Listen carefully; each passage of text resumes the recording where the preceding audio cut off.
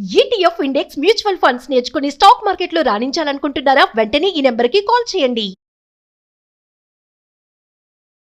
నమస్తే, welcome back to Suman TV. Present మనతో పాటు ఉన్నారు అనలిస్ట్ మందర్ కృష్ణారెడ్డి గారు.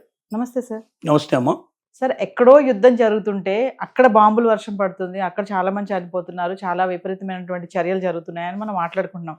కానీ చూసుకుంటే మెల్లమెల్లగా ఇండియా పైన అన్ని రంగాల పైన కూడా చూసుకుంటే దీని ఇంపాక్ట్ చాలానే కనిపిస్తుంది. ఇక పెట్రోల్, డీజిల్, గ్యాస్ అంటారా, ఎక్కడ చూసినా అదే వార్త, గ్యాస్ సిలిండర్స్ దొరకట్లేదు అని చెప్పేసి. ఇంకా చూసుకుంటే కోవిడ్ టైంలో ఎలాంటి ఇబ్బందులు ఎదురయ్యాయో సేమ్ అలానే ఉంది ఇప్పుడు పరిస్థితి. మళ్ళీ లాక్డౌన్ కూడా వస్తుందేమో అన్నట్టుగా కూడా చాలామంది మాట్లాడుతున్నారు. ఇంకా ఉద్యోగాల పరంగా చూసుకుంటే వర్క్ ఫ్రమ్ హోమ్స్, కోవిడ్ టైంలో వర్క్ ఫ్రమ్ హోమ్స్ ఎలా వచ్చాయో ఇప్పుడు మళ్ళీ వర్క్ ఫ్రమ్ హోమ్స్ వస్తున్నాయని అంటున్నారు. ఒకసారి వివరాల్లో వెళ్తే సార్. చాలా మంది ప్రపంచంలో ఎక్కడో మూలన యుద్ధం జరుగుతుందంటే ఆ యుద్ధానికి మనకేం సంబంధం, మనం అయితే హాయిగా ఉన్నాం, మన దేశంలో యుద్ధం లేదు కదా అని చాలా మంది చాలా లైట్గా తీసుకుంటారు.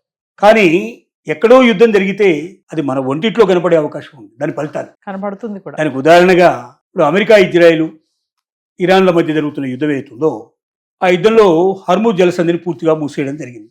ప్రపంచంలో ఉత్పత్తి అయ్యేటువంటి పెట్రోలు, డీజిల్లో 30% సుమారుగా ఆ జలసంధిలోంచే ఓడలు రావాలి. గ్యాస్ విషయం తీసుకుంటే 70 నుంచి 90% అక్కడి నుంచి వచ్చేటువంటి ఉన్నాయి. ఇప్పుడు బెహ్రా లాంటి దేశం లోపల బ్రహ్మాండమైన గ్యాస్ ఉత్పత్తి అవుతుంది. అది రావాలంటే హర్ముజ్ జలసంధి నుంచే రావాలి. మొత్తం ఓడలన్నీ ఆగిపోయాయి, ఎక్కడి నుంచి గ్యాస్ వచ్చే అవకాశం లేదు. కాబట్టి ప్రభుత్వం ఏం నిర్ణయం తీసుకుందంటే, భారత ప్రభుత్వం ఉన్న అవకాశాలని మొత్తం సద్వినియోగం చేసుకొని ఓన్లీ డొమెస్టిక్ గ్యాస్ సిలిండర్లు మాత్రమే ప్రస్తుతానికి ఇవ్వాలి, కమర్షియల్ సిలిండర్లు మొత్తం ఆపేయండి, హాస్పిటల్స్, స్కూల్స్ కావాల్సినట్లు కమర్షియల్ సిలిండర్స్ ఇవ్వండి, బయట వాటికి ఇవ్వకండి, హోటల్స్ కానీ హాస్టల్స్ కానీ మిగతా ఎక్కడ ఇవ్వకండి. ఏదో ఒక ఆల్టర్నేటివ్ అరేంజ్మెంట్ వాళ్ళు చేసుకుంటారు. డొమెస్టిక్ ఎందుకు ఇస్తుంది అంటే, ఇంకో 2-3 నెలల లోపల 5 రాష్ట్రాల లోపల ఎన్నికలు ఉన్నాయి. కాబట్టి ఎన్నికల మీద ప్రభావం పడకుండా ఉండాలనే ఉద్దేశంతో గ్యాస్ని డొమెస్టిక్ పంపిస్తున్నారు. రెండోది ఏంటంటే, మహిళలు బయటకు వచ్చి గ్యాస్ కోసం ఇబ్బంది పడే పరిస్థితి ఏర్పడితే ప్రభుత్వం మీద పూర్తిగా వ్యతిరేకత వచ్చే అవకాశాలు ఉంటాయి. కాబట్టి దాన్ని తప్పించుకోవడానికి కూడా ఈ ప్రయత్నం చేస్తూ ఉన్నారు. కానీ కమర్షియల్ సిలిండర్ మీద ఆధారపడ్డ వాళ్ళు చాలామంది ఉన్నారు. ముఖ్యంగా హోటల్స్ అన్నీ దీని మీదనే ఆధారపడి నడుస్తాయి.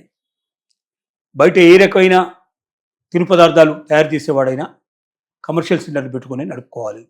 దానికి తోడుగా హాస్టల్స్, 30,000 హాస్టల్స్ హైదరాబాద్లో ఉన్నాయని చెప్తున్నారు.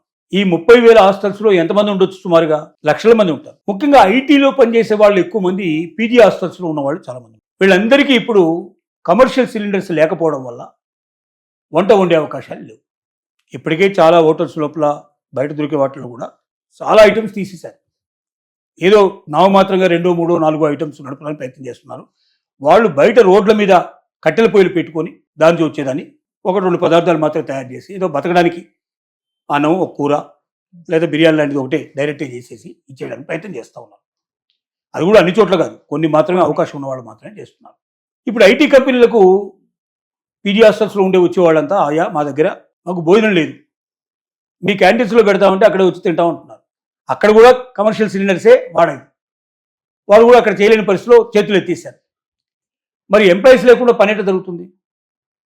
కాబట్టి వర్క్ ఫ్రమ్ హోమ్ గతంలో మనకి ఎట్లాగైతే కోవిడ్ టైంలో జరిగిందో మళ్ళీ దాన్ని రీఇంట్రడ్యూస్ చేసే ప్రయత్నం జరుగుతోంది. కొన్ని కంపెనీలు ఆల్రెడీ ఇంట్రడ్యూస్ చేశాయి.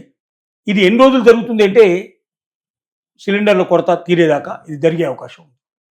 యుద్ధం ఎక్కువ కంటిన్యూ అయితే ఆటోమేటిక్గా ఎక్కువ రోజులు కూడా ఇది జరిగే అవకాశాలు ఉన్నాయి. అంటే చాలా వరకు స్కూల్స్ కూడా హాలిడేస్ ఇచ్చిన వాళ్ళు చాలామంది ఉన్నారు. స్కూల్స్ హాలిడేస్ ఇచ్చారు పిల్లలకి, కాలేజీలకు హాలిడేస్ ఇచ్చారు. ఎందుకంటే ఇన్ టైం లోపల వాళ్ళు చేరుకొని మధ్యాహ్నం పూట భోజనానికి అక్కడ వస్తువు లేకపోతే, అవకాశం లేకపోతే ఇబ్బంది పడతారనే ఉద్దేశంతో చేశారు. సో ఐటీ కంపెనీలో ముఖ్యంగా తమ ఎంప్లాయీస్ ఆలోచించి చేశారు. నిజమే, ఇంట్లో ఉండి కూడా వాడు చేసేది ఏంటి? పీజీ హాస్టల్లో ఉన్నాడు, పీజీ హాస్టల్లో భోజనం లేదనే కదా వాడు రాలేదని చెప్తుంది. సో వాడు ఏం చేయాలి? వర్క్ ఫ్రమ్ హోమ్ అంటే ఇక్కడి నుంచి వాళ్ళ ఊరికి ఎక్కడికి వెళ్ళిపోయి ఆ ఊర్లో నుంచి వాడు వర్క్ ఫ్రమ్ హోమ్ చేసుకోవాలి. ఇది ఉన్న సమస్యలు. ఇది ఎన్ని రోజులు ఉంటుందో తెలియదు. 4 రోజుల్లో యుద్ధం ఎప్పుడు ఆగితే అప్పుడు, సడన్గా యుద్ధం ఆగిపోయింది అనుకోండి, ఒక వారం రోజులు చక్కబడే అవకాశాలు ఉంటాయి. కాబట్టి యుద్ధం అనేది ఏ రూపంలో వచ్చినా, ఎక్కడ వచ్చినా, ప్రపంచంలో ఏ మూల వచ్చినా ప్రపంచానికి అందరికీ ఇక్కడికి తెప్పించే ప్రయత్నం జరుగుతుంది. కాబట్టి యుద్ధం రాకుండా ఉండాలని మనం అందరం ప్రార్థించాలి. యుద్ధం రాబోతుంది అనగానే దానికి తగ్గట్టు జాగ్రత్తలు కూడా మనం తీసుకునే ప్రయత్నం చేయాలి. అలా జాగ్రత్తలు తీసుకోవడానికి ప్రయత్నం చేయని వాళ్ళ జీవితాలు ఇబ్బందులు పడే అవకాశాలు ఉంటాయనేది ప్రతి ఒక్కరు గ్రహించాల్సిన అవసరం ఉంది. అంటే సార్ యుద్ధంతో వచ్చినటువంటి ఈ నష్టాలన్నీ కూడా అంటే కోలుకోవడానికి టైం ఎంత పడుతుందంటారు సార్? అది యుద్ధం యొక్క నష్టం మీద ఆధారపడి ఉంటుంది. ఇప్పుడు హార్ముజ్ జలసంధిలో 700 నౌకలు సుమారుగా ఉన్నాయని అంటున్నారు. అది ఒకదాని వెనుక ఒకటి రావాలంటే కూడా ఉన్న స్థలం చాలా తక్కువ, 30-34 కిలోమీటర్ల డిస్టెన్స్లోనే ఉండేటువంటి జలసంధి ఇది. అది కాక వంపులు తిరిగిపోతుంది. ఒకటి ఒకేసారి ఎక్కువ ఓడలు పోలేవు, కొద్దిగా వెళ్ళాల్సి వస్తుంది, కొంత సమయం పడుతుంది. ఈ లోపల యుద్ధం ఆగిపోయే లోపల ఇంకెన్ని ఓడలు వచ్చి చేరతాయో తెలియదు.